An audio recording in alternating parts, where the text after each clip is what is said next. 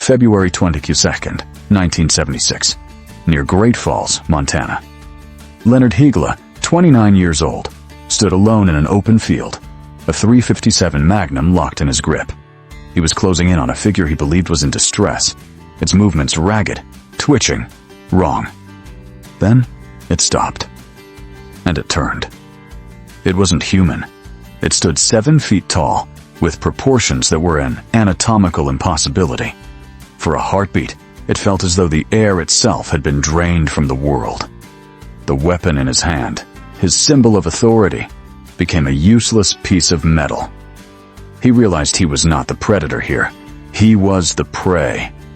This encounter, honestly, is not an isolated anomaly. It is a single data point in a disturbing pattern of high strangeness that plagues the Montana wilderness.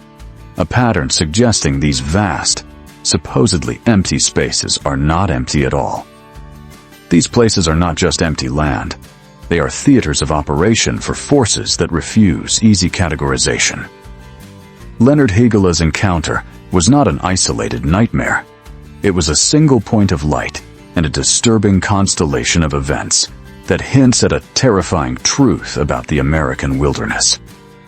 To understand this pattern, we have to look at the data. Not all of it, just enough. First, the human cost. The Montana Department of Justice logs a high number of missing persons cases, with a disproportionate share vanishing from or near the 7 tribal reservations that checker the state. These are not simple lost hiker scenarios.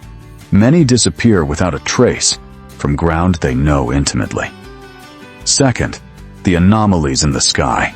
According to the National UFO Reporting Center, or NUFORC, Montana ranks among the top states per capita for unexplained aerial phenomena, including the famous 1950 Great Falls UFO film and the 1967 Malmstrom Air Force Base incident, where multiple nuclear missiles were reportedly disabled during a UFO sighting.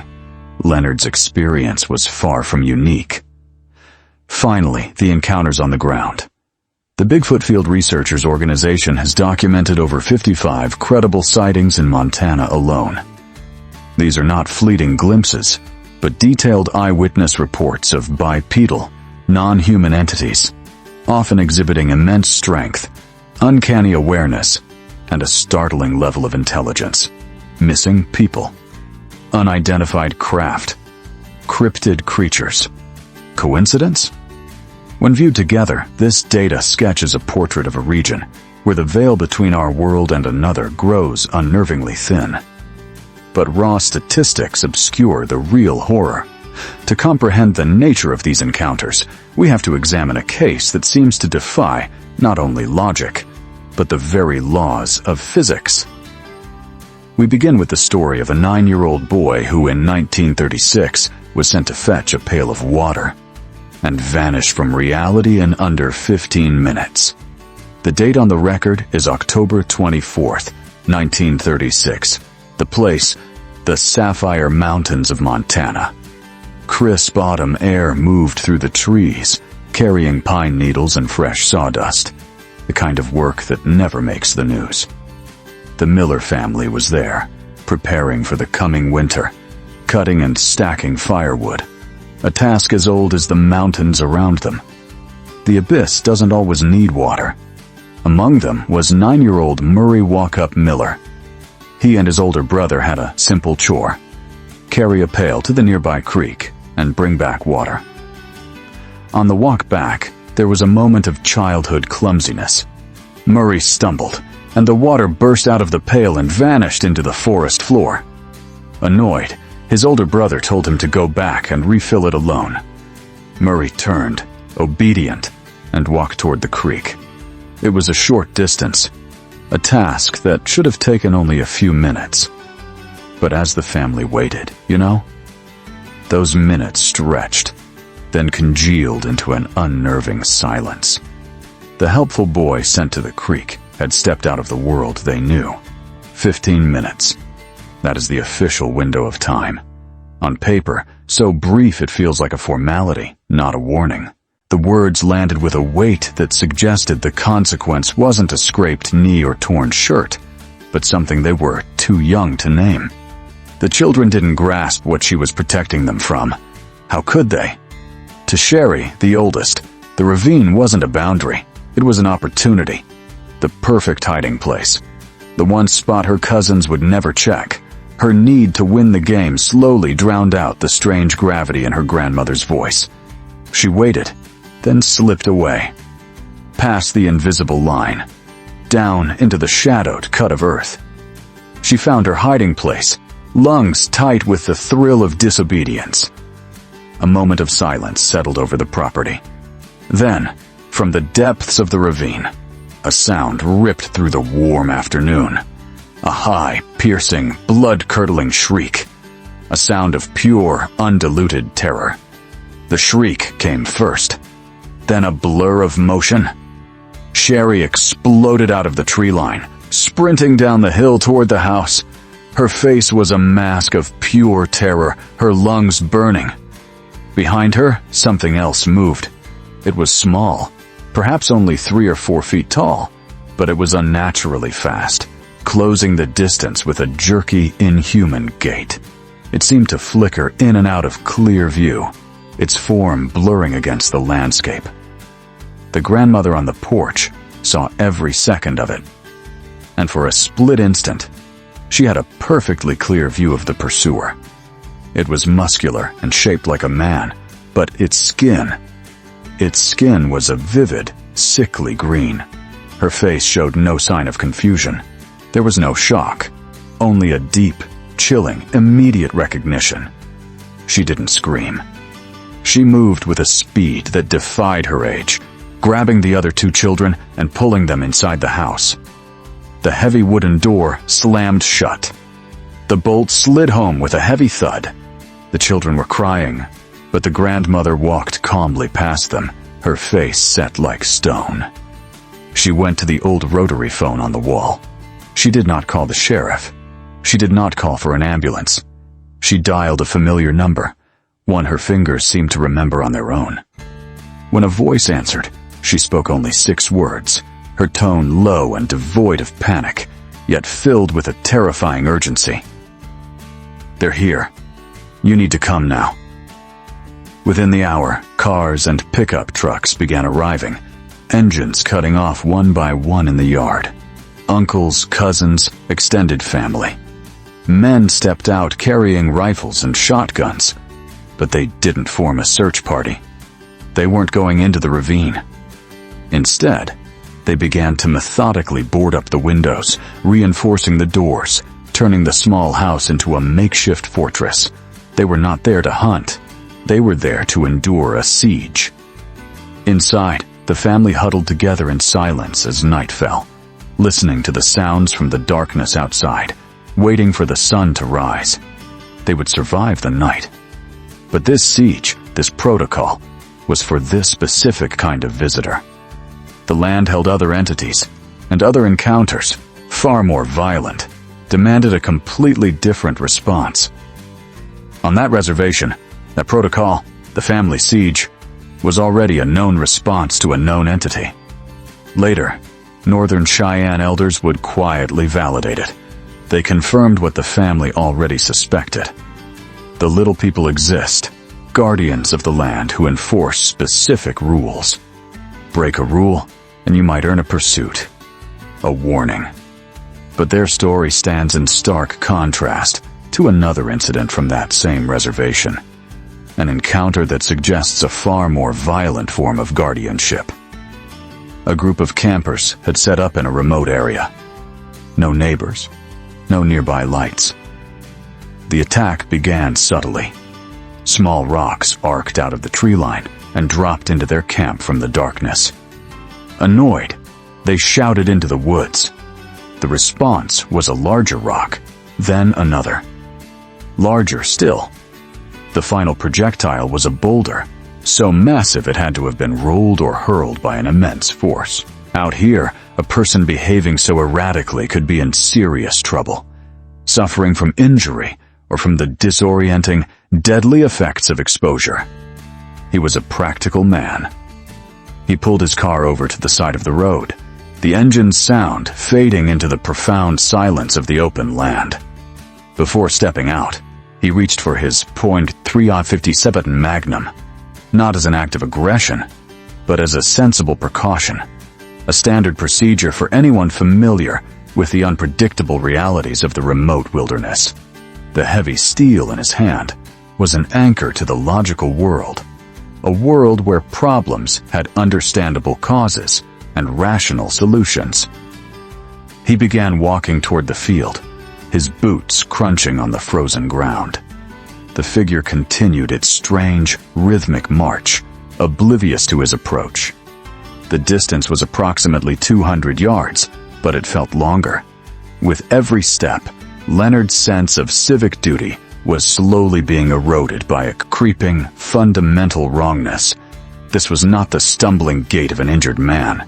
This was an anomaly, motion that only resembled walking, profoundly and terrifyingly alien.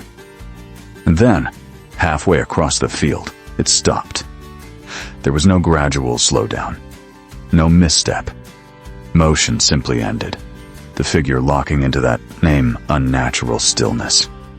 For a moment that stretched into something like eternity, the frozen plain fell into absolute silence. The wind died.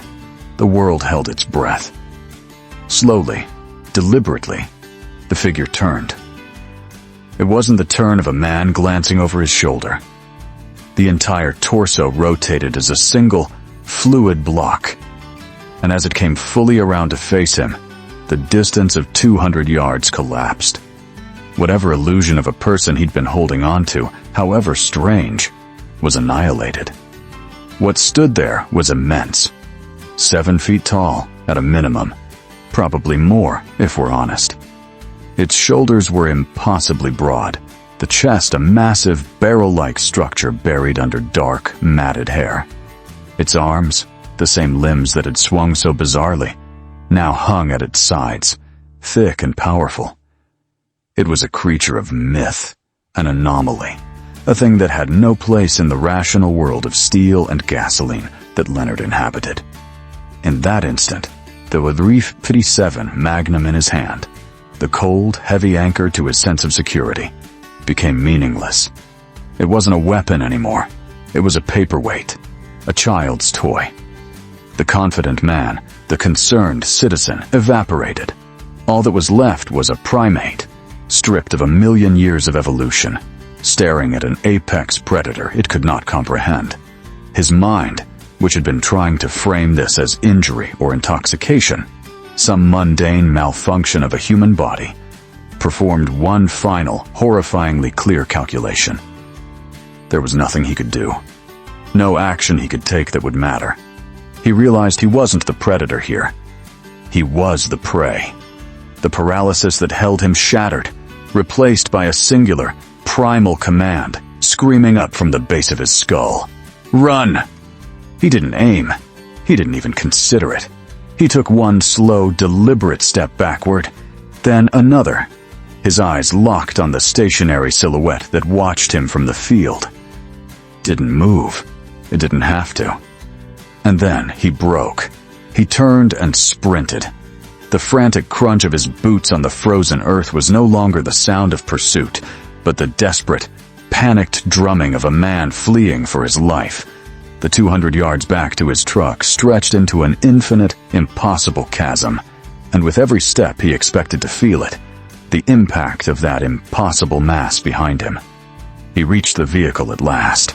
The door slammed, the sound a blunt, physical punctuation mark on his terror.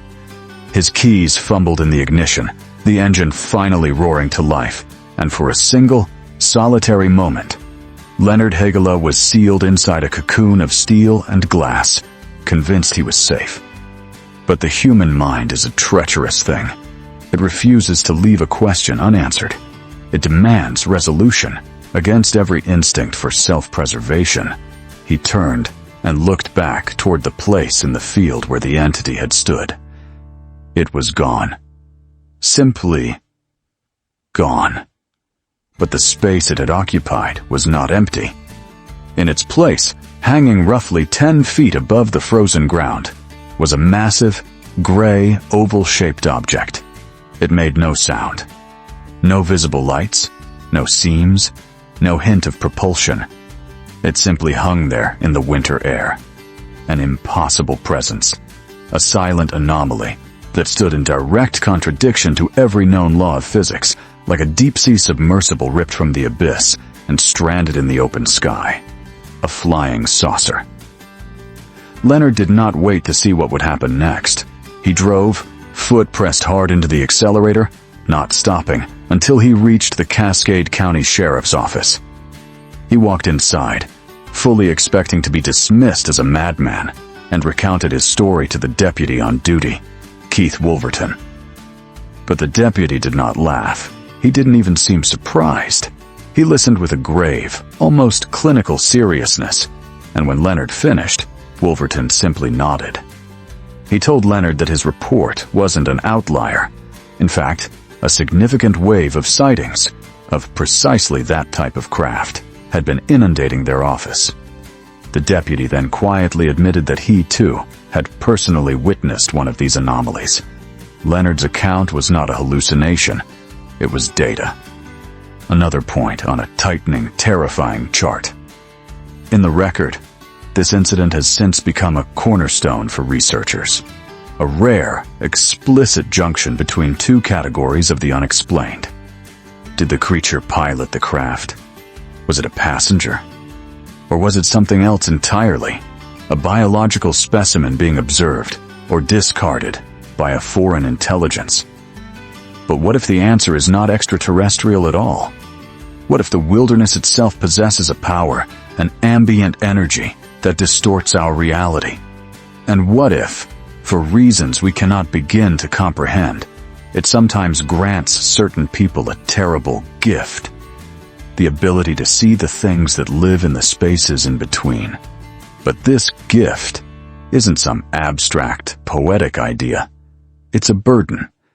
And in the summer of 1994, it descended, quietly, on a young boy on the Fort Peck Indian Reservation. His name was Samuel. He was spending the afternoon like any other, digging in the warm, dry dirt near his home. The sun was high, the air thick with the lazy drone of insects, and for a moment, the world felt small, contained, safe. His fingers scraped against something hard and round, an old silver dollar tarnished with age, a simple, forgotten treasure waiting in the soil. It was a moment of pure, uncomplicated childhood joy. And then it happened. It wasn't a sound. It was an anomaly in pressure. Subtle at first, like the air itself tightening around him.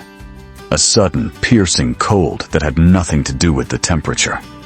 A prickling sensation rolled over his entire body, starting at the base of his neck, crawling down his arms, making the fine hairs stand up as if they were listening. The drone of the insects cut off mid-note. The world went utterly, impossibly silent. He was being watched. You know, this wasn't ordinary fear. It was a feeling so intense, so predatory, it might as well have been a physical weight pressing down on him. And some part of his mind, a deep, ancient instinct he didn't even know he carried, started screaming a single frantic command. Do not look up. He stayed frozen, his small hand clamped around the silver dollar, his eyes locked on the patch of dirt in front of him. Every fiber of his being told him to keep his head down, to pretend he hadn't noticed, to wait for it to pass. Honestly, that should have been the end of it. But curiosity is a powerful, dangerous force. The feeling wasn't fading. It was radiating from a specific point, a singular location he could sense without seeing. A tree, standing about 40 or 50 yards away at the edge of the clearing. He couldn't resist. Slowly, fighting against every primal warning signal firing in his brain, he lifted his head. And what he saw next would be burned into his memory for the rest of his life. Pressed tight against the trunk of a cottonwood tree, maybe 40, maybe 50 yards away, was a figure. At first it barely registered. It was camouflaged almost perfectly. Its skin was the exact same grayish-brown as the bark, mottled, coarse, irregular. The entity was tall and impossibly gaunt. Its frame stretched too thin, with long, spindly fingers that seemed to end in dirty, sharpened points. This wasn't an animal. This was an anomaly. But it was the head that fractured his sanity. The skull was hairless, smooth, wrong. Set into it were two massive, hollow, egg-shaped eyes. They weren't like human eyes. They were like deep black pits carved straight into its face. Empty, yet somehow aware. And below them, a wide, fixed, unnatural grin that stretched far too wide across its face. A silent rictus of malevolent amusement, frozen in place as if it had been grinning long before he arrived, and would keep grinning long after he left. Samuel was paralyzed. He was a prisoner in his own body, his lungs burning for air he couldn't take in, his muscles locked solid. The world had gone silent again, stripped of wind, of birds, of everything but his pulse. He could feel the entity's hollow gaze on him, a tangible pressure, like something pushing against the front of his skull. He didn't know how long he stood there, frozen, time stretched thin and meaningless, until some buried, primal instinct finally snapped the spell. He gasped, a ragged tear through the silence, and then he was sprinting. He ran without looking back, his small legs pumping, tears streaming from his eyes, not even feeling the branches that whipped across his face. The forest blurred into streaks of color and motion. All that existed was distance. Distance between him and that grinning thing on the tree. He burst through the door of the house and collapsed into his father's arms, sobbing uncontrollably. He tried to explain what he saw, but the words wouldn't form. They broke apart in his throat before they could escape. His father and his uncle, who were sitting at the kitchen table, exchanged a single serious look. A look that held no surprise, no disbelief, only a heavy, familiar resignation. After Samuel calmed down, his father went outside alone. He was gone for 10 minutes. When he returned, he knelt down in front of his son, his expression unreadable, as if he'd locked whatever he'd just seen behind his eyes. He put a hand on Samuel's shoulder and said the words that would haunt the boy far more than the memory of the grinning creature in the tree. "You know, son, sometimes we're blessed with gifts we don't want." For Samuel, this was a solitary curse, a terrible secret he was now forced to carry, alone, without context or comfort. But on other tribal lands in Montana, the knowledge of these entities is not a secret gift for one. It is a shared, terrible truth for all. And there are rules for survival, rules that, in our next account, were about to be broken. Our final account takes us back to 1986 to the Northern Cheyenne Indian Reservation in southeastern Montana. The air was warm, and 3 young cousins, Rand, Wes, and Sherry, were wrapped in the oldest ritual of summer, a game of hide-and-seek. For a while, that was their entire universe: sun, dust, and laughter.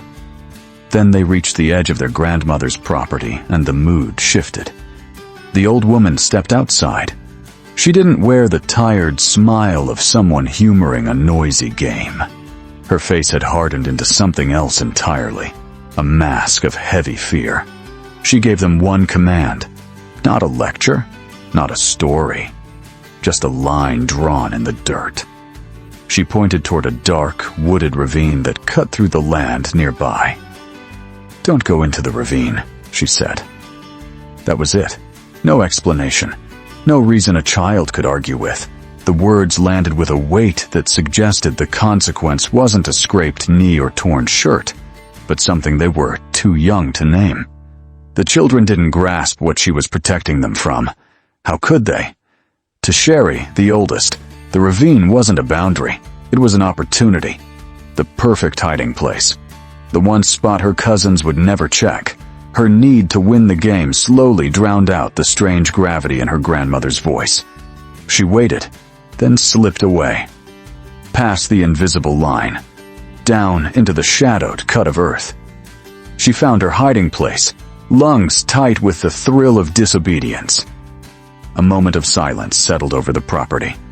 Then, from the depths of the ravine, a sound ripped through the warm afternoon. A high, piercing, blood-curdling shriek. A sound of pure, undiluted terror. The shriek came first. Then a blur of motion. Sherry exploded out of the tree line, sprinting down the hill toward the house. Her face was a mask of pure terror, her lungs burning. Behind her, something else moved. It was small, perhaps only 3 or 4 feet tall, but it was unnaturally fast, closing the distance with a jerky, inhuman gait. It seemed to flicker in and out of clear view, its form blurring against the landscape.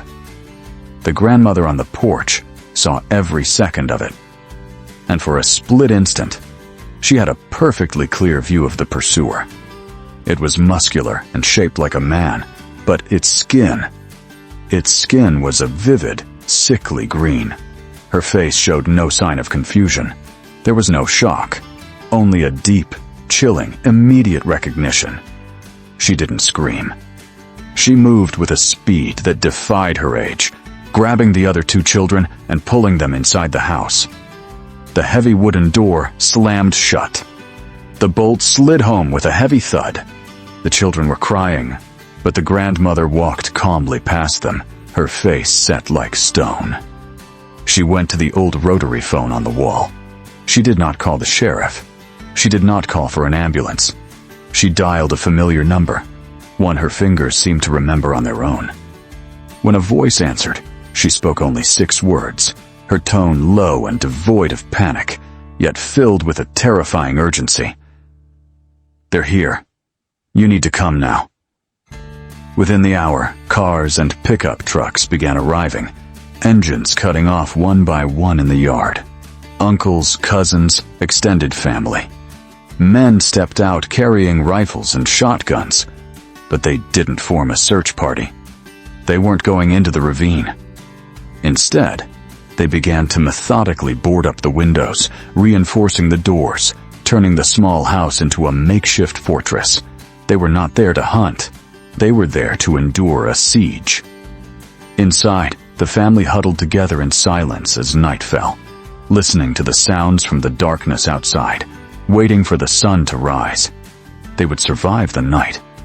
But this siege, this protocol, was for this specific kind of visitor. The land held other entities, and other encounters, far more violent, demanded a completely different response.